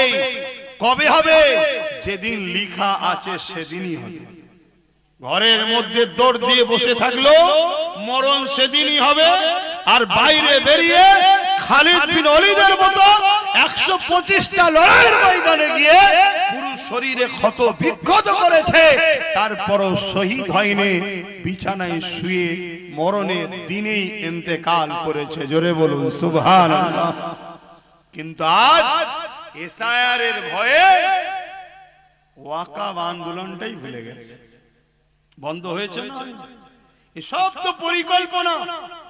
ওয়াকফ আন্দোলন হলো পৃথিবী ব্যাপী আন্দোলন, ইন্টারন্যাশনাল আন্দোলন। এসআইআরটা যদি রাষ্ট্রীয়ভাবে করে, এর আগেও হয়েছে, এখনো হবে।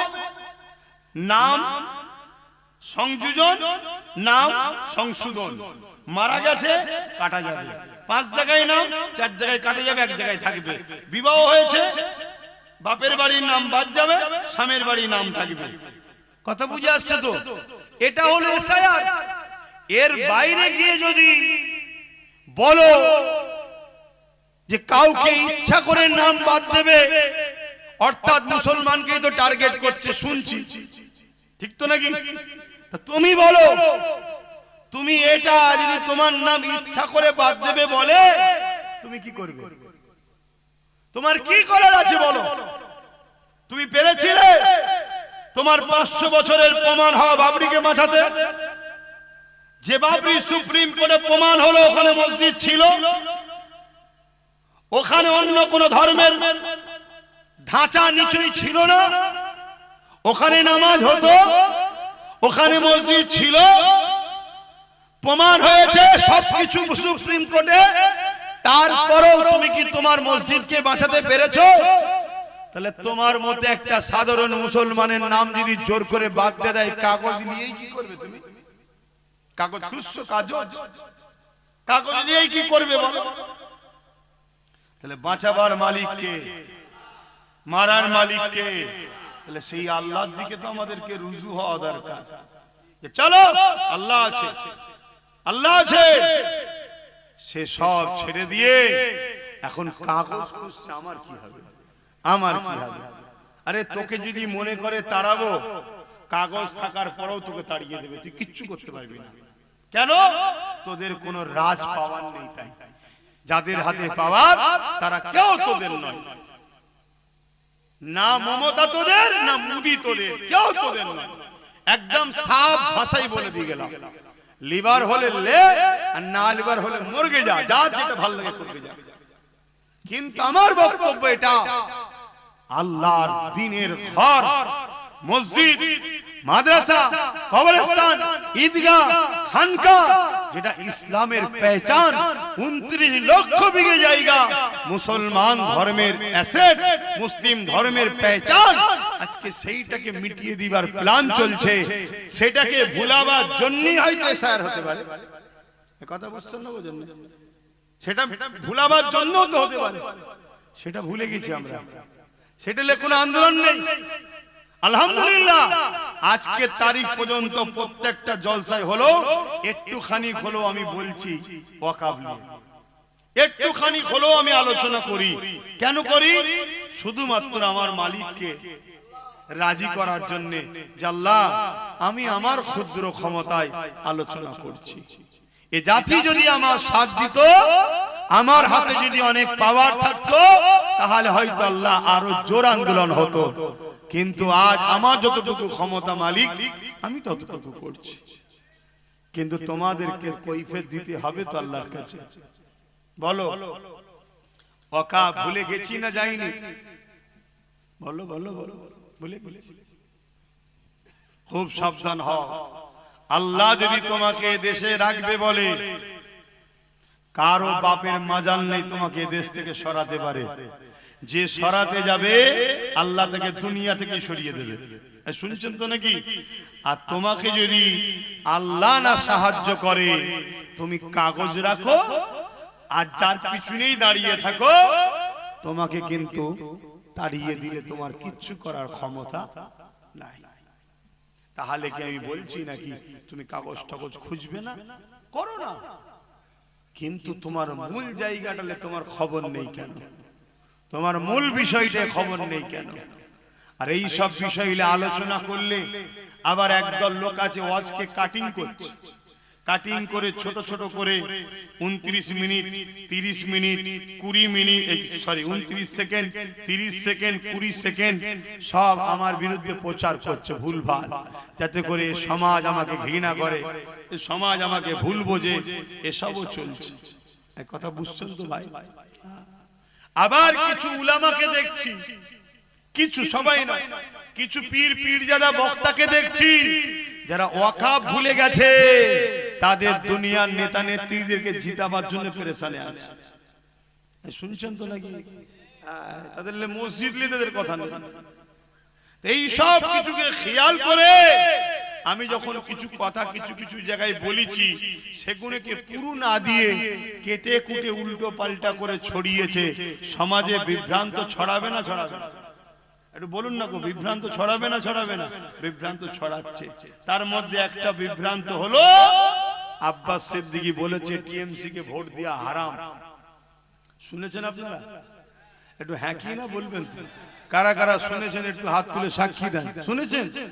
বাবা, তাহলে গালি গালাজও করেছেন তো নাকি? আমাকে গাল দেন না কেন?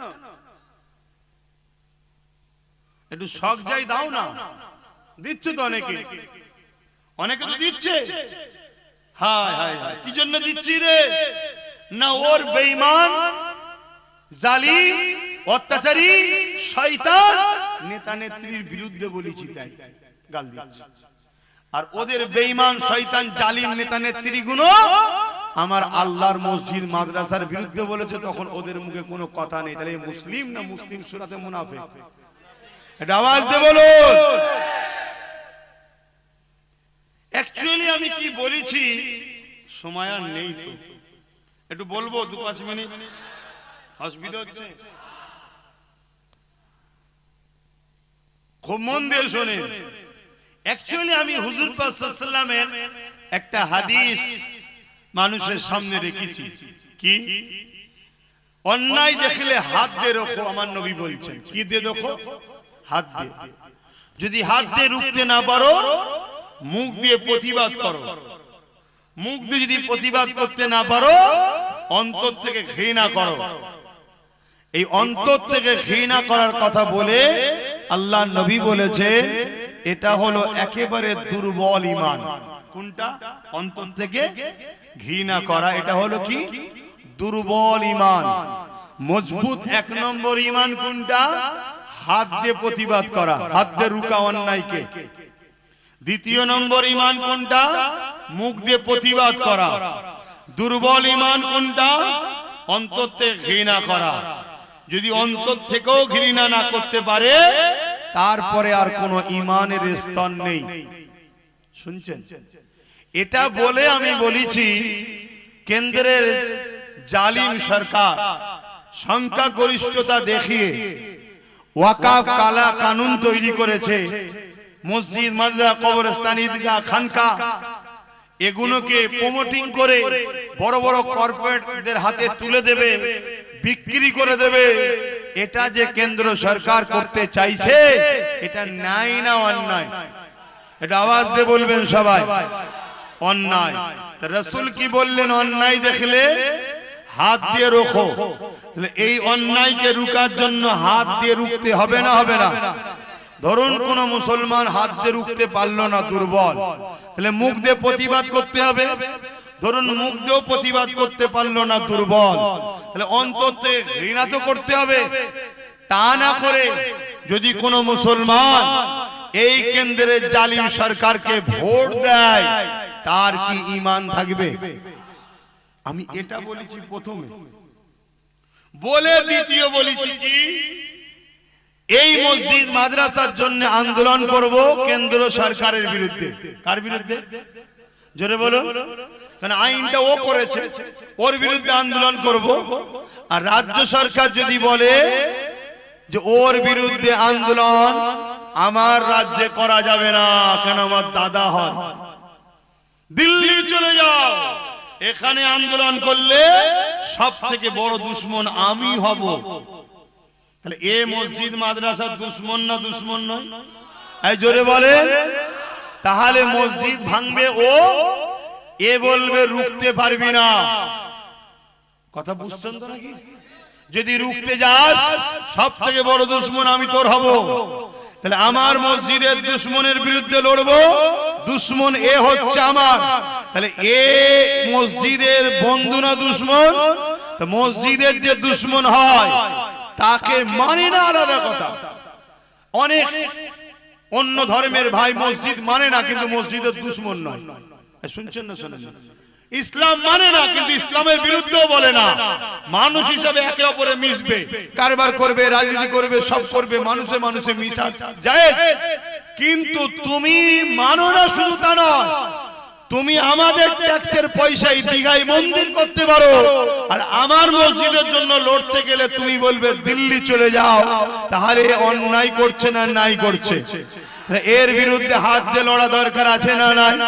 যদি হাতে না পারো মুখ দিয়ে প্রতিবাদের দরকার আছে না নাই? যদি মুখ দিয়ে না পারো অন্তর থেকে ঘৃণার দরকার আছে না নাই? তা না করে যদি কেউ একে ভোট দেয় তার ঈমান আছে? আমি এটাই বলেছি।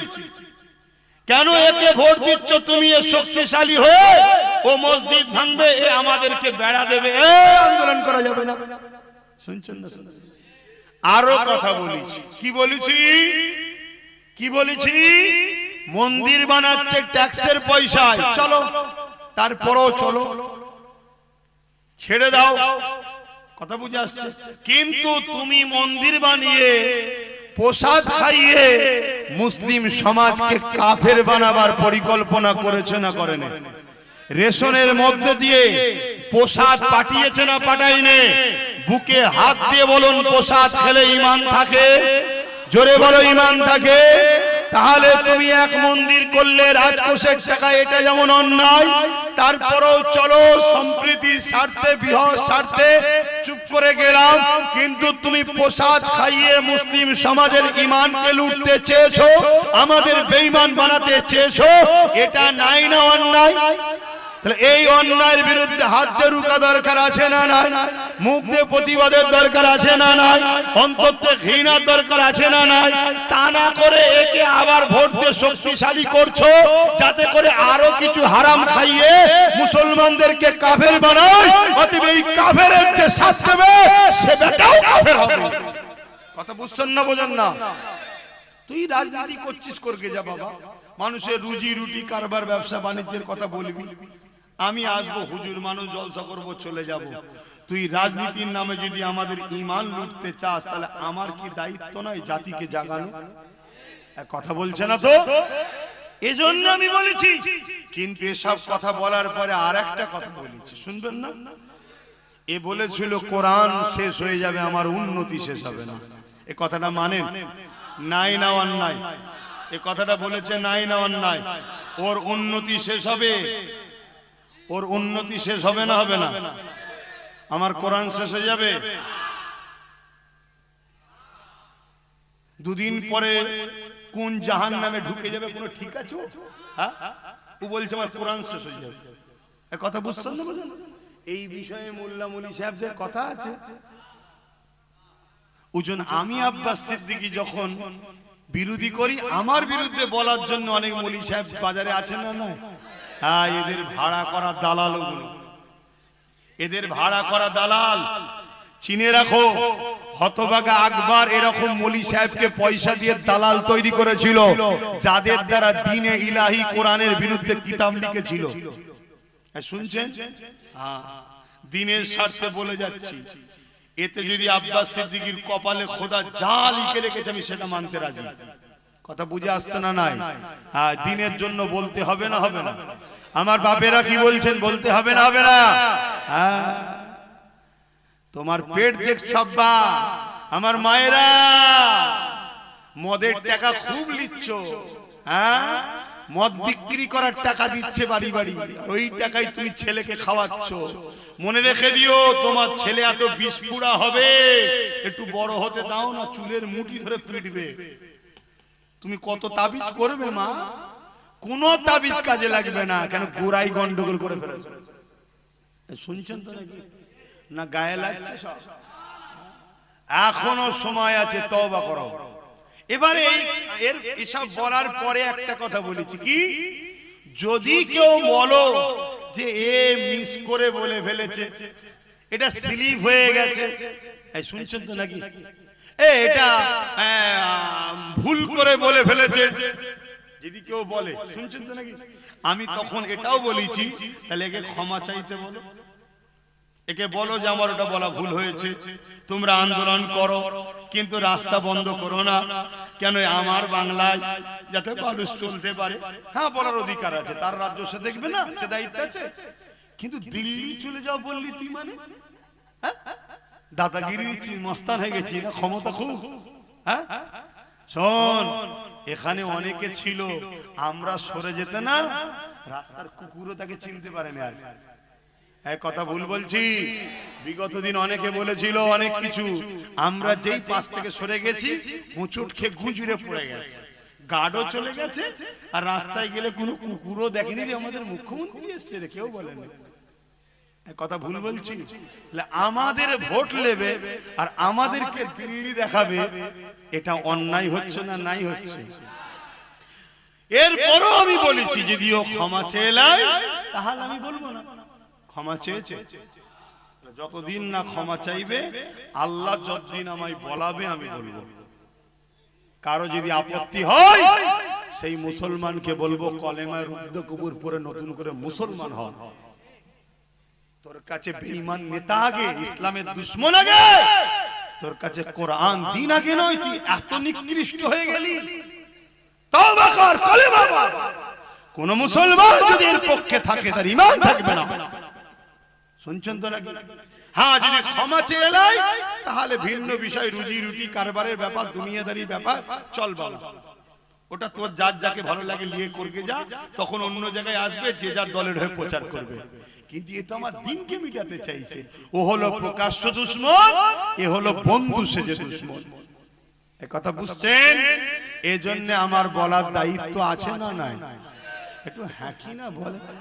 তাই তো আমি বলছি, কে কে বলছেন বলার দায়িত্ব আছে, একটু হাত তুলে সাক্ষী দেন তো দেখি। আল্লাহকে দেখে লম্বা করে হাত তোলে। আশপাশে দেখেন কেউ হাত তুলতে বাকি আছে কি?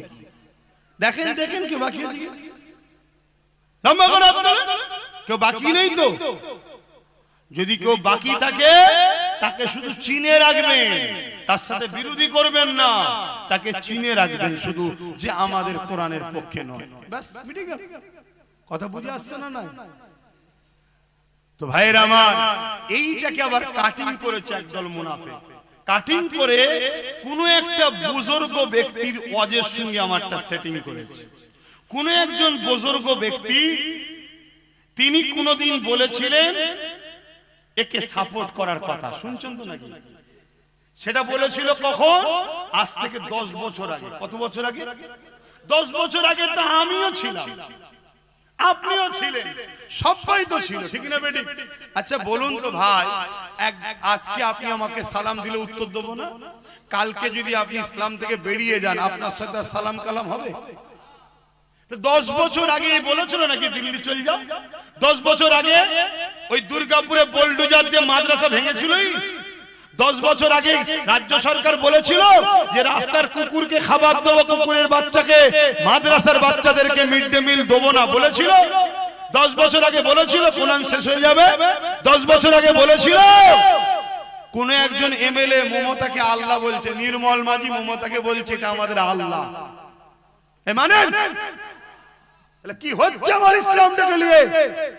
তোরা রাজনীতি করছিস, করবি যা, আলাদা বিষয়, কিন্তু তুমি রাজনীতির নামে আমার ধর্মকে খিল্লি করবে, ধর্মকে মিটাবার চেষ্টা করবে, তাহলে কথা বলতে হবে।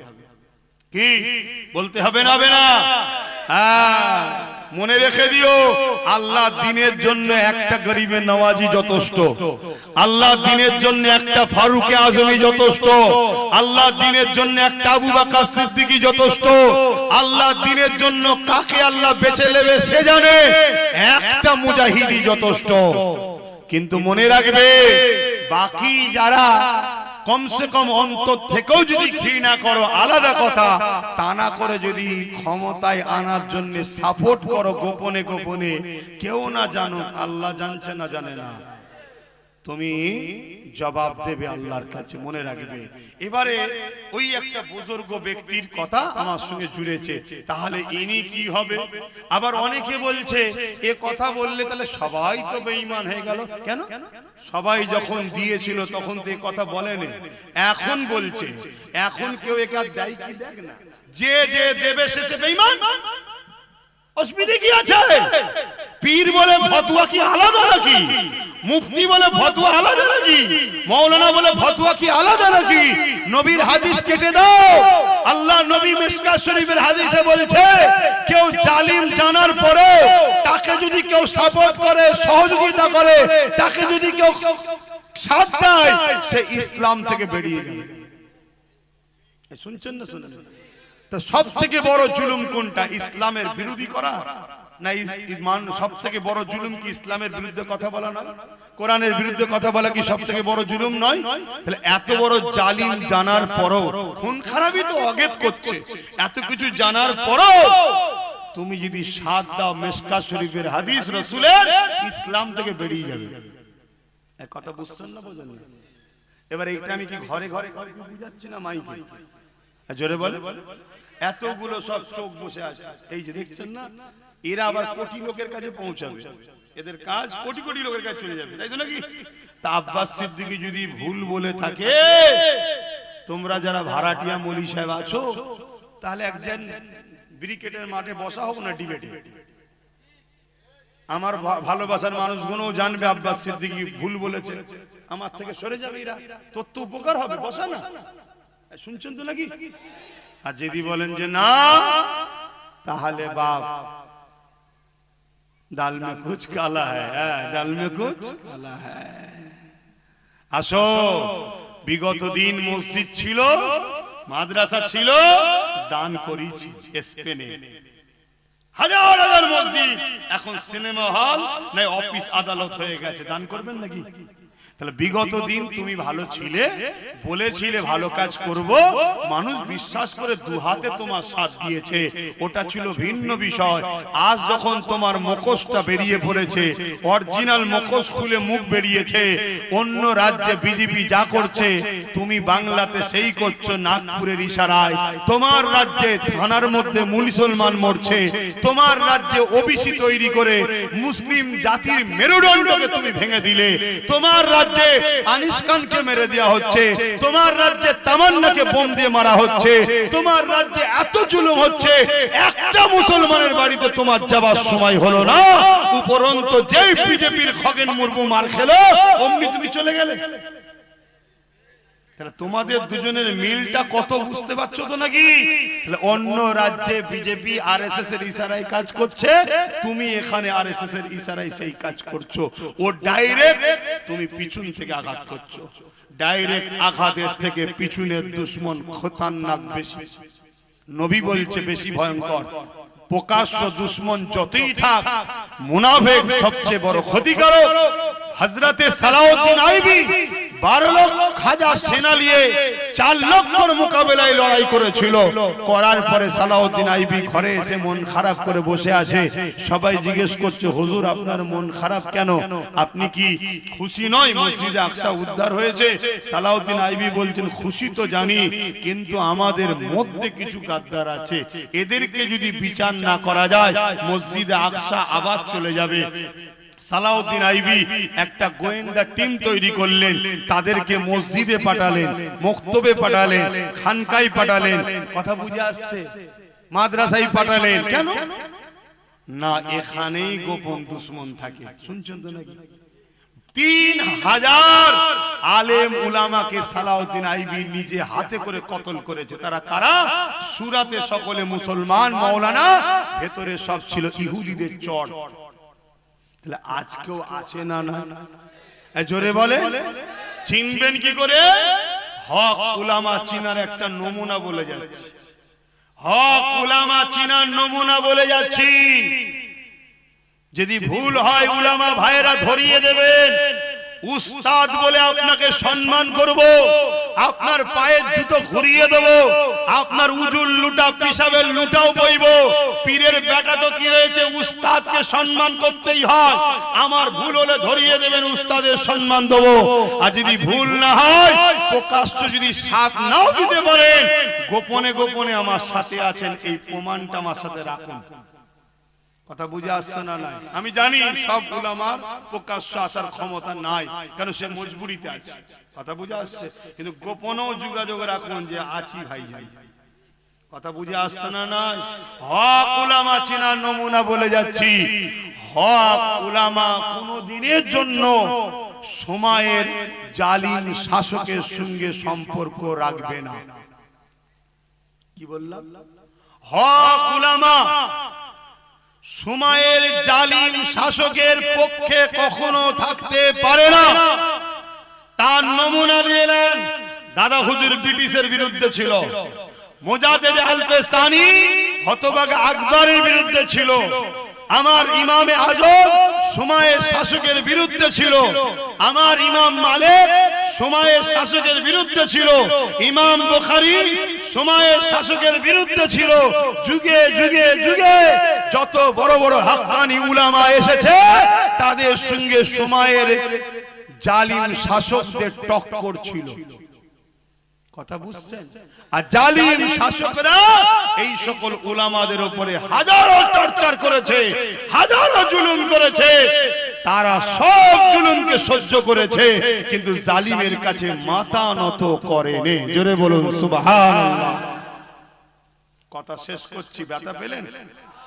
আসেন সংক্ষেপ করব, তার আগে একটু সালাম দেব। ইয়া নবী সালাম।